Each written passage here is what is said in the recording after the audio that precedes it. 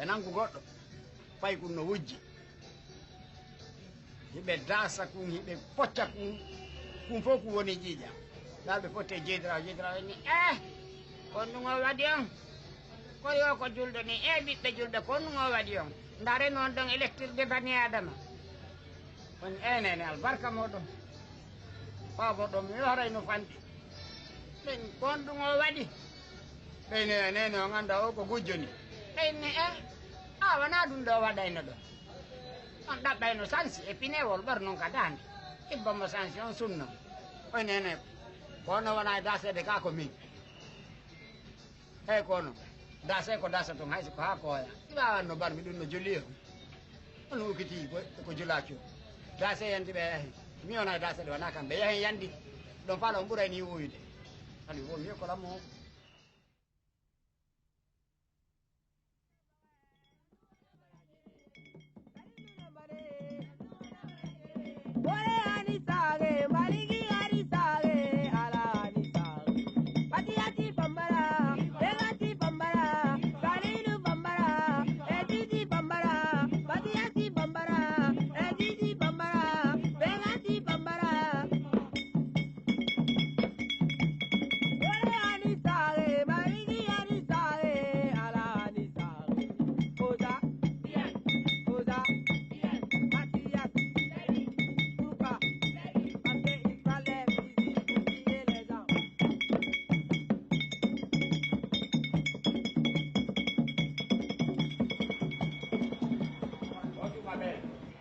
J'ai passé des temps un peu difficiles pour les affaires des bandits.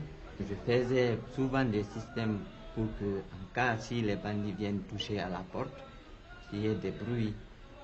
J'utilisais même le courant pour mettre sur la porte, pour ne pas que, pour que si les bandits viennent, dès qu'ils touchent, vraiment qu'il y ait des problèmes.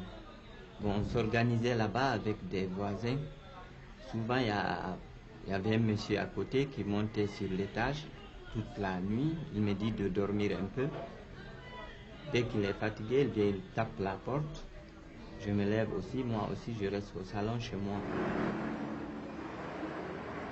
Les bandits sont venus ici, un nombre de 7 personnes armées. Et un a profité avec lui. Les bandits ont profité avec lui, ils sont rentrés brusquement. Trouvé M. Benoît qui était là, Sidi était là, il faisait les deux comptes, les tickets sur la table. Alors, dès que les bandits ont rentré, il dit Olmen, tout le monde avait peur là. Le nommé Benoît, il voulait persister, ils ont donné un coup de feu là, paf, on dit sous la table. Lui, aussitôt, lui, il a rentré sous la table, ils avaient peur, tout le monde là avait peur. Et ça a crié de gauche à droite.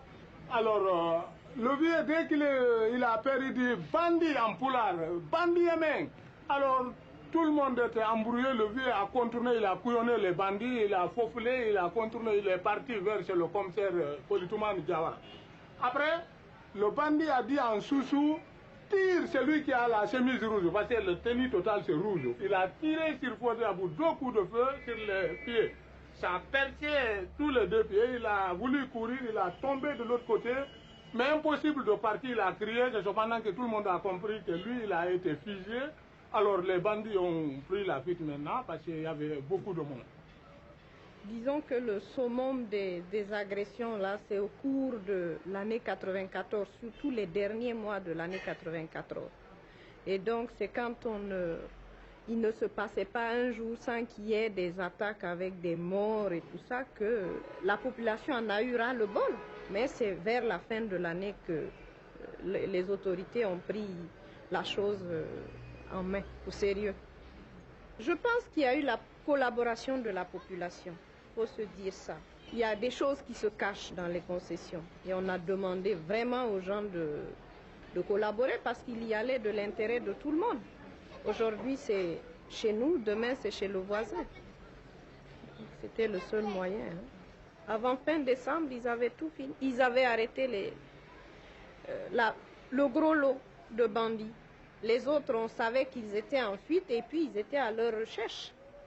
Et puis, moins d'un mois après, En tout cas, en 2 mois, au maximum 3, tout était fait. Seulement, Mathias, il est venu, il a arrêté. On est rentré, on a pris l'argent. Et si vous prenez de l'argent, qu'est-ce que vous faites avec ça? On va manger.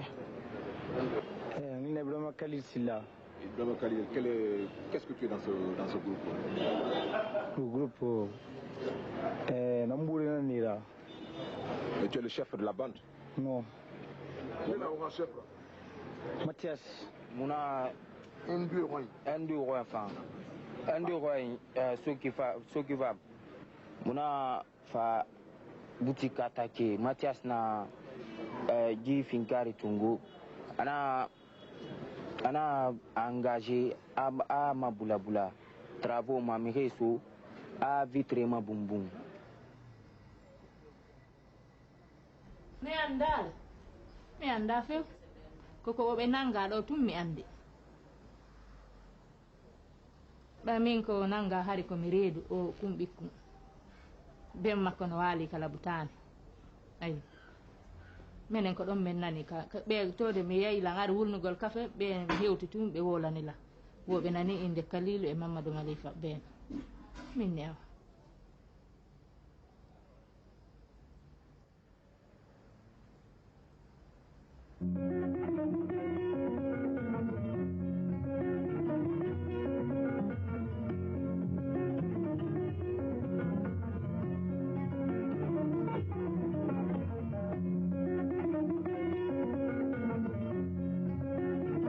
Mesdames, Mesdemoiselles et Messieurs, chers téléspectateurs, bonsoir. Sommes-nous très heureux de vous savoir nombreux devant le petit écran pour suivre les débats des assises de la Cour d'appel de Conakry. D'entrée de jeu, nos vifs remerciements vont à Monsieur le Premier Président de la Cour qui a accepté le dispositif de reportage dans la salle d'audience en vue de fixer pour la postérité les images des plus grands procès connus depuis 1984 dans notre pays. Jamais, jusque-là, une équipe de reportage TV n'a été autorisée à prendre son et image des procès, fussent-ils de droit commun ou devant les tribunaux d'exception. La diffusion des images que vous allez dans quelques instants apprécier obéit à un double objectif: éduquer ceux qui ne sont pas encore dans les liens de la culpabilité, c'est-à-dire vous et nous, et punir ceux qui ont transgressé les règles de convenance sociale. Mesdames, Mesdemoiselles et Messieurs, voici les procès tant attendus. Dites-lui donc qu'il va avoir droit à la parole devant cette cour. Il va s'exprimer librement, sans contrainte. Il ne sera ni frappé, ni injurié, ni ligoté, ni enchaîné. Il parlera en citoyen libre.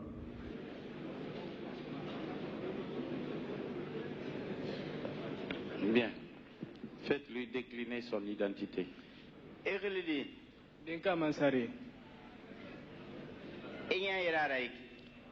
Je suis né en 1974. Le nom de votre père. De Kemoko Mansari. Votre mère. Safrat Kamara. Votre profession. Mécanicien.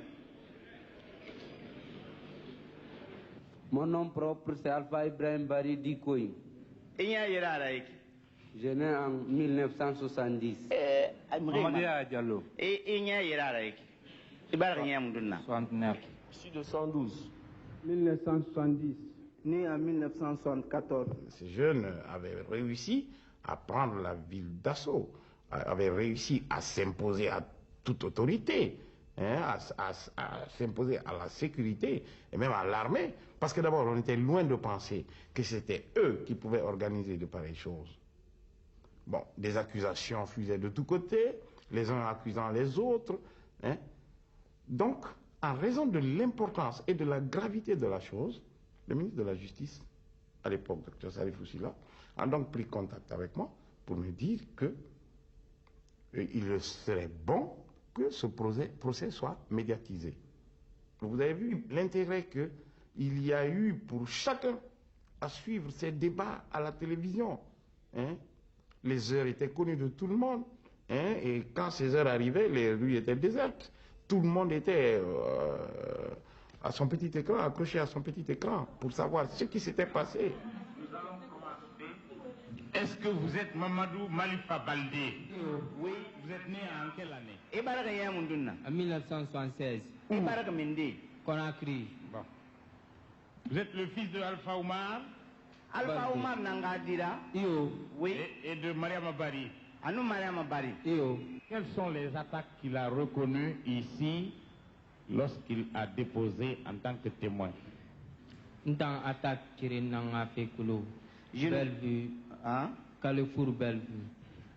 À part cette attaque qu'il avait reconnue, est-ce qu'aujourd'hui, en sa qualité d'accusé, il peut nous dire s'il a participé à d'autres attaques? Est-ce que vous avez entendu parler de l'attaque de l'alimentation de Dixingar? Je ne sais pas ça aussi. Est-ce que vous avez entendu parler de l'assassinat à l'étage, dans une maison à étage à Boussoura? Je n'ai pas entendu ça aussi. Très bien. Alors, M. Mamadou Malifa, nous allons nous affronter, nous deux. Vous avez dit que votre première opération a été Lyon Photo, le laboratoire photo Lyon. Vous l'avez dit. Voilà. J'ai dit ça à l'escadron. Mais s'il vous plaît, torture ou pas torture, est-ce que vous l'avez dit à l'escadron? Mais oui, Bien. Non, ça va. Vous avez oublié ça. Bon. Maintenant, si moi je vous rappelais ce que vous avez dit, c'est-à-dire sous la torture, vous avez parlé de l'assassinat dans une maison à étage en face de Sogifab.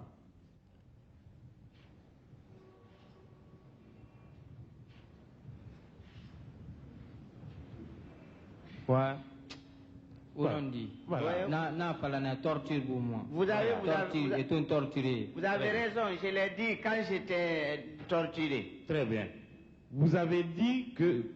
Quoi? Qu'est-ce que vous avez dit? Et vous êtes là? Non, Falana.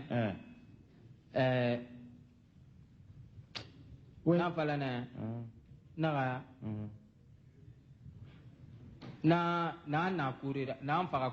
Voilà. J'ai dit, Mathias là. Mathias. Oui. Et Barsigameni Kwara. Voilà. Oui. Et Barsigameni Kwara. Oui. Abarmiri Boum. Voilà. C'est pas vous. Vous n'avez pas tiré, c'est Mathias. Mathias Nara. Ah, non, pas l'escadron. Très bien. C'est ça que j'ai dit à l'escadron. Très bien. Mathias à la barre. Silence, s'il vous plaît. Silence, s'il vous plaît. Silence. Silence, s'il vous plaît. Pardon. Silence. Silence, s'il vous plaît. Silence, s'il vous plaît. Bon. Tamba Toudou Fedouno. Tamba Mathias Toudou Fedouno. Bon, demandez-lui si c'est lui qui s'est toujours fait appeler Mathias Leno. Yo. Bon, est-ce que Tamba Toudou Fedouno et Mathias Leno, c'est la même chose? C'est pas la même chose. Bon. Donc, vous avez changé votre nom de famille. Oui, bon. Oui, j'ai changé. Donc, c'est pas un surnom. Oui. C'est pas un surnom. Surnom mardi. Est-ce que vous reconnaissez que ce nom-là, vous l'avez porté pendant longtemps, Mathias Leno? Oui. Très bien. Ceci dit, la Cour donne acte au ministère public et à la défense que le nommé Mathias Leno, qui avait été poursuivi sous cette identité et qui comparaît ce matin, s'appelle Tamba Tundo Feduno.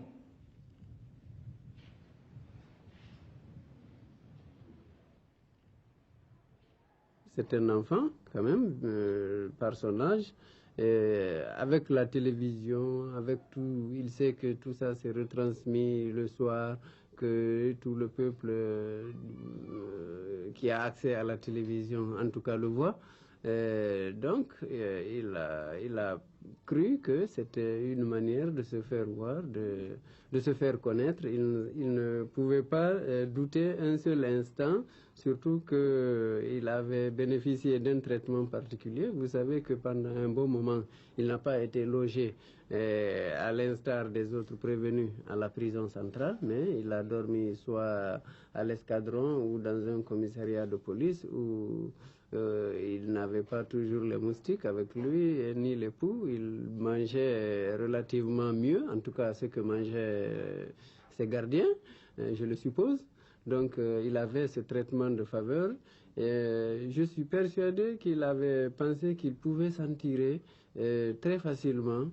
Et c'est pourquoi il s'est mis à dire des choses extraordinaires. Dans l'ensemble même, je peux dire qu'il a parlé d'opérations qui n'ont jamais existé. Autrement, si ce n'est pas dans son esprit. Lui, il s'est introduit par le trou. Il s'est introduit par le trou. Il y a un grillage là et il a forcé, il s'est introduit par le trou. Et il a tiré 2 coups là-dedans, à l'intérieur. Les vendeurs se sont cachés derrière les cartons de Bex. Après, silence.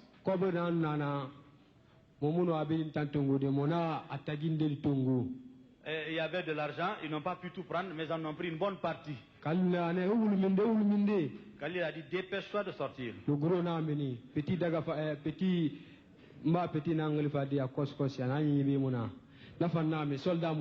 Soldat maudit est sorti. Lui aussi il est sorti. Khalil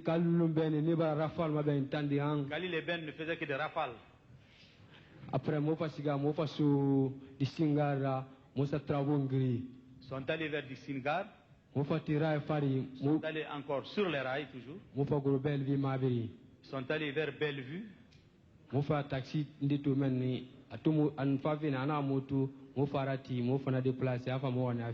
Ils ont déplacé un taxi qui les a déposés à Hafia.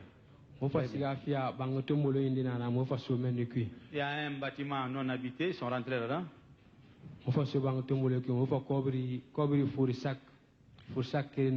Un sac rempli d'argent. Un autre sac. Ils ont vidé. Ils se sont partagés. Quelquefois,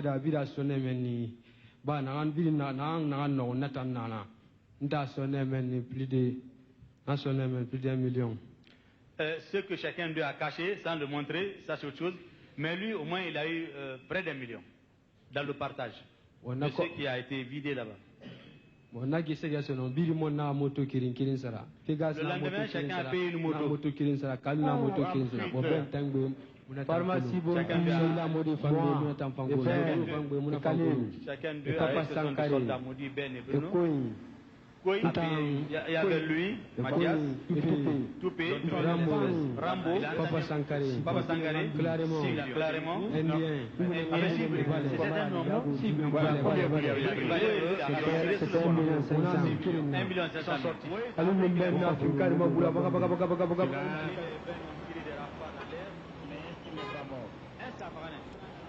Très bien.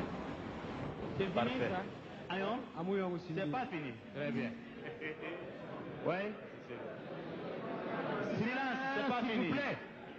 Silence, s'il vous plaît. Silence. Silence, s'il vous plaît. Silence. Mais silence, s'il vous plaît. Silence. Oui. Oui. Quand il a tiré les 2 coups, les gérants sont tous rentrés là-dedans. Bellevue rond-point. Bellevue rond-point. C'est-à-dire, c'est le groupe qui a quitté Sosako chez les Indiens, qui est venu au rond-point de Bellevue. Au rond-point de Bellevue. Très bien.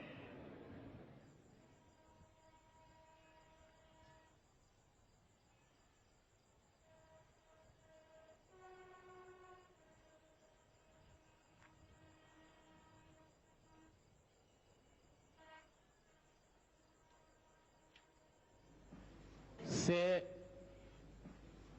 l'épreuve de philosophie du baccalauréat deuxième partie pour la session 1995. On dit jeter une peine irrévocable sur une conscience qui peut encore se corriger et se repentir sur un être auquel il reste une étincelle, si faible qu'elle soit, de vie morale, c'est identiquement la même chose qu'enterrer un homme vivant. Victor Hugo dans Les Misérables. Alors réfléchissez tous à ça. C'est valable pour vous, comme c'est valable pour les candidats au baccalauréat. Merci. Bon, vous avez dit que après vos opérations, vous vous retrouviez toujours à Afia. Moi, je voudrais savoir où à Afia et chez qui à Afia. Afia, vous savez, Ben habite à Afia.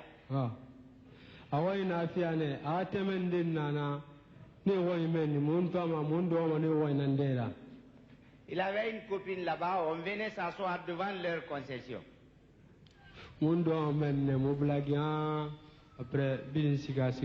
C'est là-bas qu'on s'asseyait, on se recrée, après chacun va sur son chemin.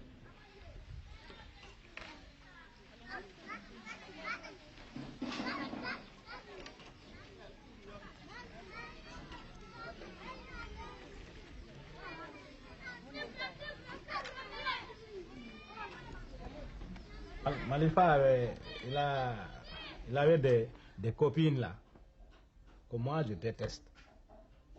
Il donnait de l'argent à ses copines là, et ses copains aussi. Partout, quand moi je vais à travers le quartier, on m'appelle papa. Donc moi je ne les connais pas, mais ils me connaissent. Papa, bonjour. Ah, Ben est gentil, hein. Il dit, ah, Ben est gentil comment? Il dit, Ben, il m'a donné ça, 1000 francs. Il m'a donné 500. Chaque fois, on me parlait de ça. Alors, ça là, ça ne me plaisait pas. Parce que je sais que c'est un élève. Moi, je considère que c'est un élève. Si on me dit que lui, il donne de l'argent aux gens, alors moi, vraiment, ça m'a beaucoup choisi. C'est ça. Ils ne vont jamais faire une réunion et dire aujourd'hui allons tuer, assassiner telle personne. Ils vont pour voler et maintenant à l'occasion ils assassinent. Ah, ntando nnasia kobur findi. Mara kel mama da amade adamadi ti ngafala na ti ngibun na mara de ni efure mane na efure azku halema tun nta na mo mana sidama mara kel ramatan. Moi, quand je sors pour aller chercher de l'argent, c'est pas pour aller tuer, je vais fouiller quelqu'un.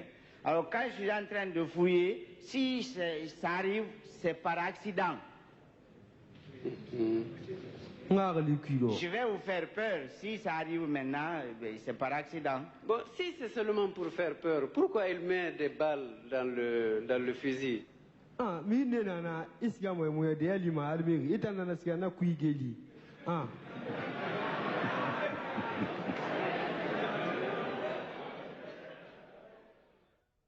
Alors lui, il ne considérait même pas ça. Il croyait que c'est quelque chose de rien. Je lui ai demandé, un jour, je lui ai demandé pourquoi toi tu prends l'arme, tu te mets entre des gens et vous êtes là en train de tirer. Il dit non, ça c'est pas grave. Parce que moi, je n'ai jamais blessé quelqu'un, ni tué quelqu'un. On a dit de chercher l'argent. J'ai dit de chercher l'argent avec fusil. Il dit non papa, c'est pas grave parce que si on ne tient pas l'arme, quand on nous prend, ils vont nous brûler. C'est pourquoi on a ça. J'ai dit, c'est grave. Ce que tu as fait, c'est grave. Il dit, oui. C'est maintenant qu'il se rend compte que vraiment c'était grave.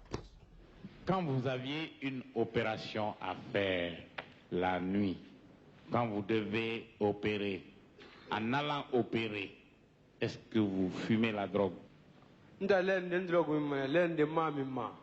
fois, moi je consomme, deux fois je ne fume pas. Oui, mais les fois où vous avez les opérations importantes, est-ce que vous preniez la drogue? Opération Mirifang. Oui. Toutes les opérations sont bonnes. Très bien. Oui. Vous consommez de l'alcool? Arrivé même. Moi, alcool, même, en bex, non, même. Et il ne boit pas de l'alcool, il boit de bex. Donc, si je comprends bien, est-ce que vous prenez la drogue et vous prenez des choses comme on appelle bex? Ouais, drogue, après mon bex. Nous étions en train de juger Mathias Leno, qui était un surnom, qui correspondait évidemment à sa manière de vivre, à sa manière d'être dans la société, alors que celui qui comparaissait, celui qui avouait, celui qui regrettait, c'était l'homme, c'était Tamba Tundufenduno. Donc je n'ai pas fait de propos délibérés puisque nous étions en assise, ce n'était pas un forum politique. Je n'ai pas fait de propos délibérés le procès de la société, mais quand même j'ai voulu toucher du doigt la réalité sociale à travers ce procès. Bon, un problème de société, bon, je dirais oui, mais je dirais aussi que c'est un phénomène mondial. C'est un phénomène mondial qui n'est pas propre à la Guinée, qui n'est pas propre à l'Afrique. Partout où vous irez, dans tous les continents, vous constaterez ce phénomène. Hein, vous constaterez un certain comportement des jeunes, vous constaterez des réactions, que ce soit par les graffitis, que ce soit par les assassinats, que ce soit par même les façons de s'habiller, que ce soit par tous les comportements que les jeunes de notre époque adoptent. Autant de choses que nous, notre génération, par exemple, n'a pas connues. Hein? Bon, est-ce qu'il faut dire que c'est un problème propre à un pays? J'ai dit non. C'est un phénomène mondial, c'est un phénomène universel, c'est un phénomène de société, alors que l'humanité entière doit combattre. Parce que il ne faut pas oublier le développement des masses médias.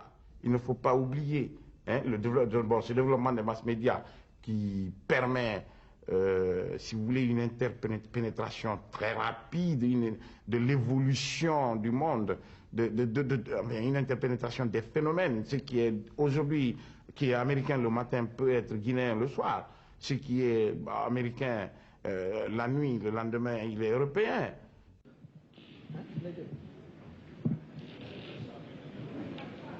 Mais à faire dénoncer, à faire dénoncer. Il y a beaucoup d'affaires ici qu'il n'a pas dénoncées. Bien. C'est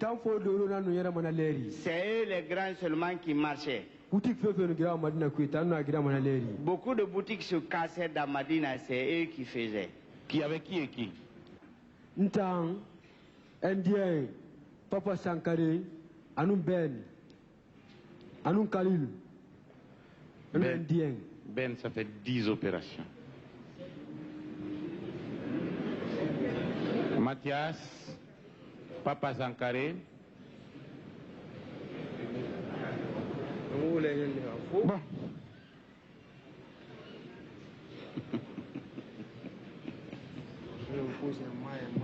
Bon, Mathias a fait des aveux, c'est vrai. D'abord parce que il avait conscience de ce que il était l'élément principal de ce procès, que il a eu l'impression que tous les autres se déchargeaient sur lui. Et donc, il ne voulait pas être seul à subir la condamnation. Il a été amené à faire des aveux, à faire des dénonciations. Il n'a pas fait qu'avouer, il a fait beaucoup plus qu'avouer. il a dit des choses qu'il n'a jamais eu l'occasion de faire. Donc il s'est pris dans ces conditions pour un Superman, sans compter que parfois on lui facilitait la tâche avec une petite dose de Guinness. Il faut bien comprendre cela. Et puis, président, il y a tout le monde qui est décidé. Il trouve qu'il y a cocaïne, il y a il va rire à son équipe. Et le ritrabo, mon cigare. Bon, il est dans le gaz à retrouver là. On a boulot à faire.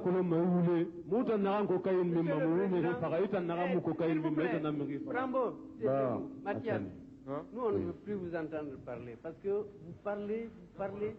Personne ici. Personne. Non. Mathias ne va pas se mettre à la place de monsieur le procureur général pour accuser. Écoutez. Ah oui. Moi, je n'ai accusé aucune personne ici. Personne. Vous devez vous calmer et parler de telle sorte que la Cour soit convaincue de ce que vous dites. Tout le monde se souvient ici que vous avez juré que Vegas a tué le gars à Camillia. Vous avez juré ça. Vous avez même pleuré. Et cela s'est révélé faux, Mathias. Donc, il faut faire attention. Il faut faire attention. Il faut se calmer. Attends. Il faut te calmer. Pendant les pauses, il riait, il mangeait, il fumait comme tout le monde, comme vous et moi. Il ne se doutait de rien. Il pensait qu'il était en train de jouer du théâtre. Et c'est l'impression d'ailleurs qu'on leur a donnée avec cette médiatisation à outrance où il n'y a rien qui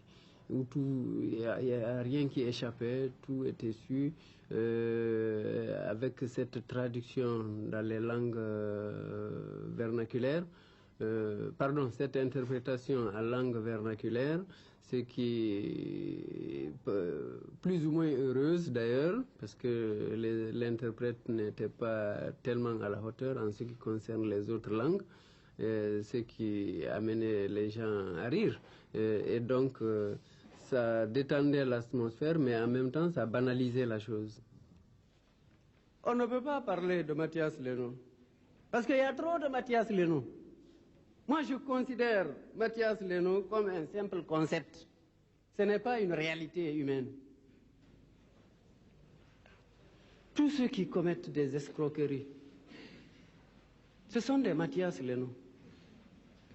Tous ceux qui commettent l'abus de confiance, ce sont des Mathias Leno. Ceux qui détournent les deniers publics, ce sont des Mathias Leno. 1 million détournés, c'est un enfant qui meurt dans la campagne. Ça, ce sont des Mathias Leno. Et ils sont légion, à mon avis. L'instituteur qui ne va pas à l'école, qui ne s'occupe pas des enfants. Le professeur qui fait la cour aux jeunes filles, ses élèves. Ce sont des Mathias Leno. Le policier qui rançonne le taximan. Et qui laisse circuler le camion sans phare, sans aucun papier. C'est un cercueil roulant. Le policier sait cela. Mais il laisse circuler. Ceux qui laissent faire ça, ce sont des Mathias Leno. Et les avocats. L'avocat qui se contente d'empocher les honoraires et qui néglige les affaires de son client, c'est un Mathias Leno. Les fonctionnaires qui délivrent des faux titres. Il y a des gens, à longueur de journée, ils se promènent avec des certificats de ceci, des certificats de cela. Ceux qui délivrent ces documents et ceux qui les utilisent, ce sont des Mathias Leno. Et ça, c'est nous. Vous n'avez pas vu devant la barre le fils d'un haut fonctionnaire. Tous c'était des fils de tailleurs, de petits marchands, de chauffeurs, etc. Donc, une couche vraiment défavorisée dont les parents n'ont pas les moyens pour s'occuper de leur progéniture. L'éducation, le planning familial n'étant pas quelque chose de bien connu. Donc, les enfants sont nombreux, le salaire étant maigre. Le père de famille, la femme en général ne travaillant pas, le père de famille ne subvient pas normalement aux besoins de toute sa progéniture, donc ce qui amène certains à se débrouiller par eux-mêmes. Et on a même vu qu'un monsieur comme Chocho était considéré comme d'un apport financier extrêmement important dans sa famille, ce qui est extrêmement grave. Parce que vous voyez que les parents ils acceptent volontiers la contribution du délinquant à équilibrer le budget familial et ne se soucient pas du tout de l'origine de cette contribution.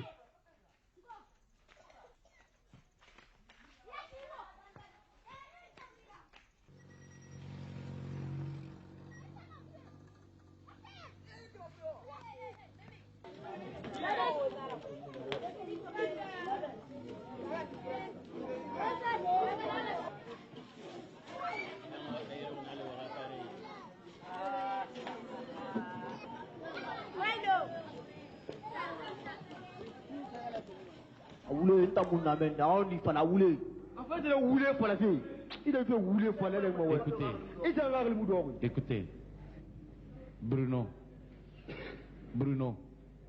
Oui, Monsieur le Président. Quelle est la race supérieure de ce pays?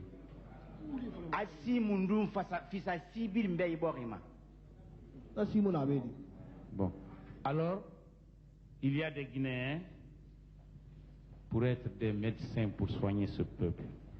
Il y a des Guinéens pour être des pharmaciens pour importer des médicaments. Il y a des Guinéens pour enseigner les enfants de ce pays. Il y a des Guinéens pour diriger l'administration de ce pays. Il y a des Guinéens pour assurer la sécurité de ce pays. Tout comme il y a des Guinéens pour aller voler des munitions, acheter des munitions, pour aller tuer des Guinéens, tuer des étrangers pour faire la honte de notre pays. Il n'y a pas de Kissien, il n'y a pas de Guerzé, il n'y a pas de Malinké, il n'y a pas de Soussou, il y a les bons Guinéens et les mauvais Guinéens. Il faut m'excuser, Monsieur le Président. Pardon.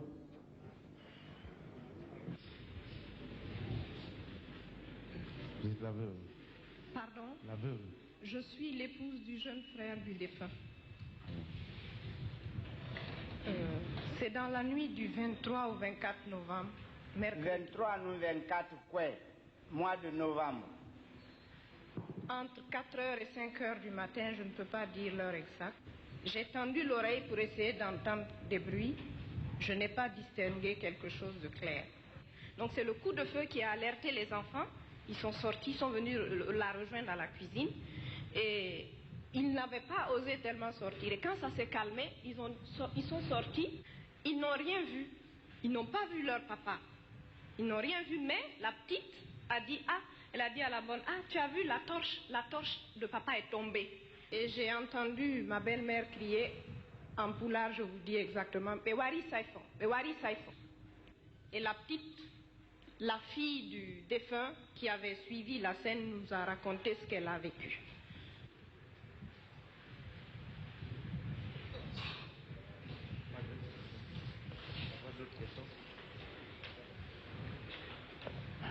Bon. Est-ce que Mathias est dans la salle? Oui, monsieur. Mathias, à la barre. Je peux m'asseoir. Non, vous pouvez rester à côté. Bon.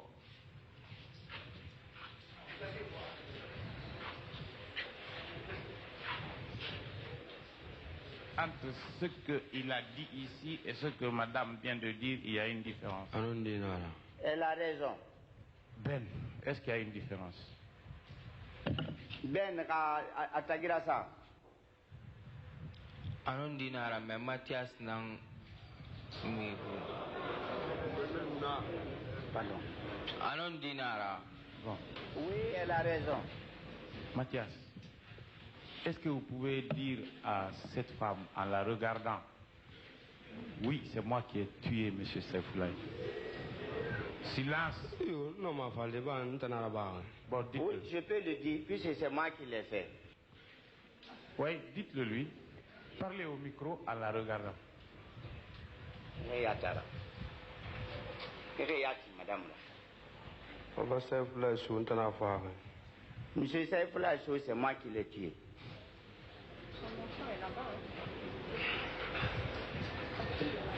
Hein? Bon. Il y a sa fille dans la salle. Regardez là et dites-lui, c'est moi qui ai tué votre père.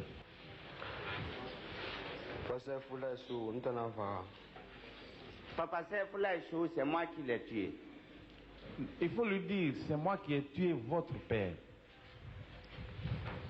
C'est moi qui ai tué votre père. Moi, je pense que la justice juge au nom et pour le compte du peuple.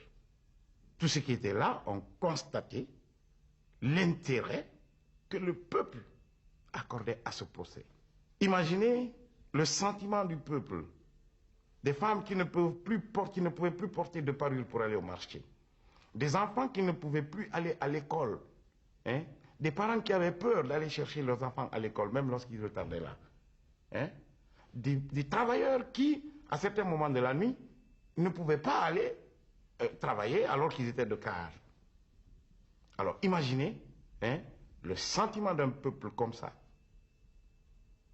qui, si on laisse droit à la vindicte populaire, était prêt à lyncher chacun, sans procès.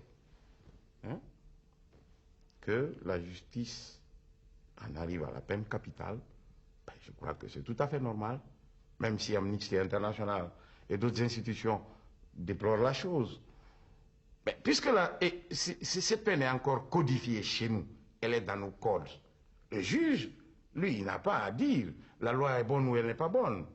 Maintenant, cette peine capitale, qu'elle soit exécutée ou qu'elle ne soit pas exécutée, ce n'est pas la décision du juge des assises.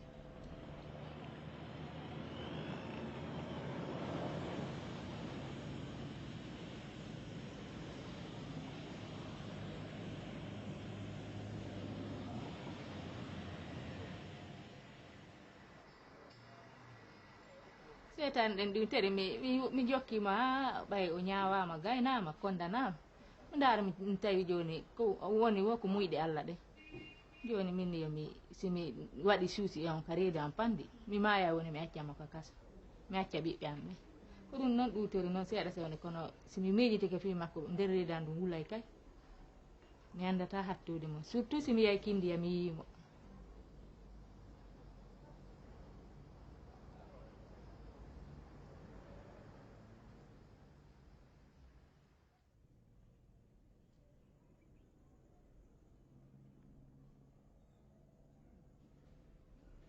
Moi, je nous fais l'indi.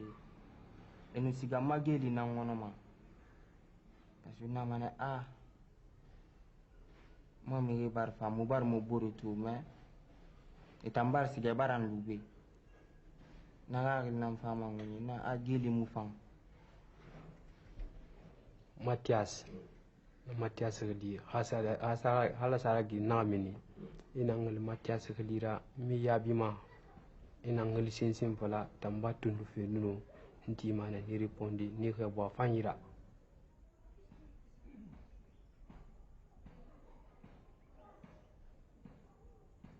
Mathias mama yo woni surnu nara helinara rafa mayati kono helina am fata sono na heli dunia gi bir mbarge na heli kulunde nanan en heli singi nan kulung nananti yari idon wa ibori tam fa kulung ngel friande tam fa kulung baro na mafuntangundi ya tufa Alo ntun na takwi nu feyari na hana bama muno mane mude na molira alu ha ala ragirina mini kui no ma munu nu di sotonati no ma fala dabe a singenu bandina nu nana maya kosi mbar masara no mana fala di mba anu conseil na fi mamma conseil nto muna me nanam fantiri ibeto nan fantiri ifeto amma anu conseil na fi mamma hal se tumun fanana anu conseil na fi mamma na fanyi na fi mamma madi yilu rimilu na tegema duniya ta mutagam mema wato marfa ha conseil ti de to